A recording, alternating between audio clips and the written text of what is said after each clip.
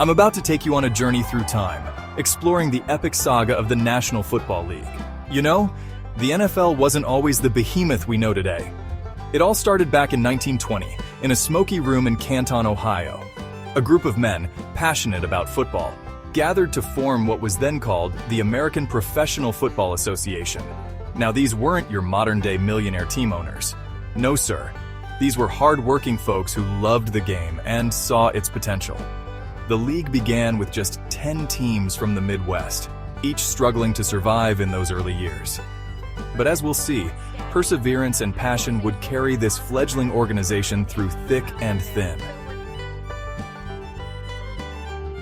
Now, let's huddle up and dive into the NFL's early years. It's 1920, and the league is taking its first wobbly steps. You've got teams with names that might sound strange to modern ears. The Decatur Staleys, the Racine Cardinals, the Rock Island Independents. These teams were battling it out on muddy fields, often in front of sparse crowds. But man, they played with heart. Now here's a fun fact for you. Out of all those original teams, only 2 are still around today. The Chicago Bears, who started life as the Decatur Staleys, and the Arizona Cardinals, originally the Racine Cardinals. The league faced some serious challenges in those early days. Teams would come and go faster than a running back breaking through the defensive line. Financial troubles? You bet. Scheduling nightmares? Absolutely. 1933 marks a big leap for the NFL with the introduction of the NFL Championship game. The first championship game saw the Chicago Bears defeat the New York Giants.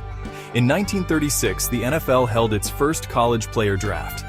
This wasn't just about fairness, it was about survival. It leveled the playing field, giving every team a shot at the best new talent.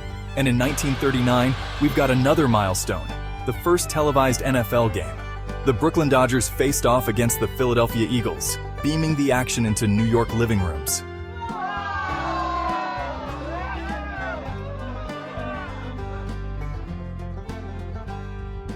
The 1960s dawned, and with it came a whole new ballgame for the NFL.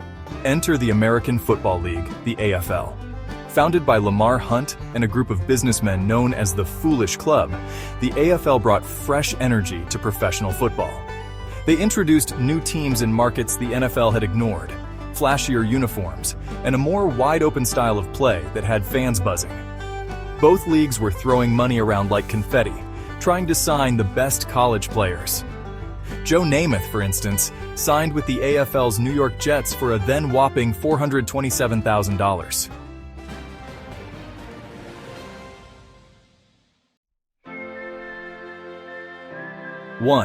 A new decade and a whole new era for professional football. The NFL-AFL merger was complete, and from the ashes of rivalry rose a stronger, unified league. The newly expanded NFL now boasted 26 teams, divided into 2 conferences. To balance things out, 3 NFL teams, the Baltimore Colts, Cleveland Browns, and Pittsburgh Steelers, agreed to join the AFC. Bringing these 2 approaches together, it was like mixing oil and water, but man, did it create some fireworks on the field? The first Super Bowl, played in January 1967, wasn't even called the Super Bowl. It was the AFL-NFL World Championship game. By Super Bowl III in 1969, we had Joe Namath making his famous guarantee that his AFL Jets would beat the NFL Colts. And they did, shocking the football world. After the merger, the Super Bowl really took off. It became the ultimate prize, the game every player dreamed of winning.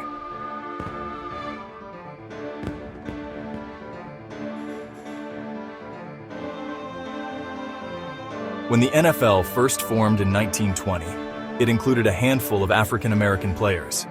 But by 1934, they were all gone.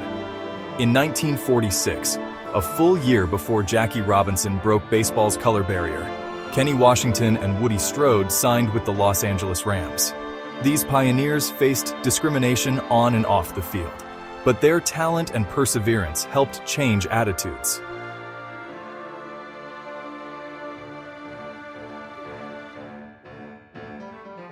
It all started in 1939 with the first televised NFL game.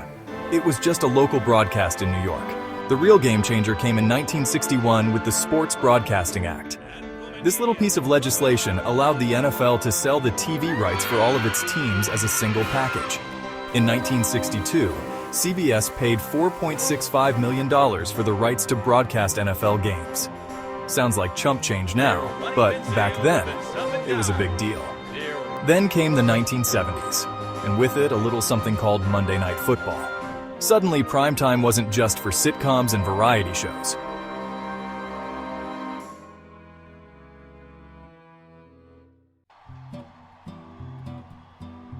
As we reach the final whistle of our journey through NFL history, it's clear that this is more than just a sports league.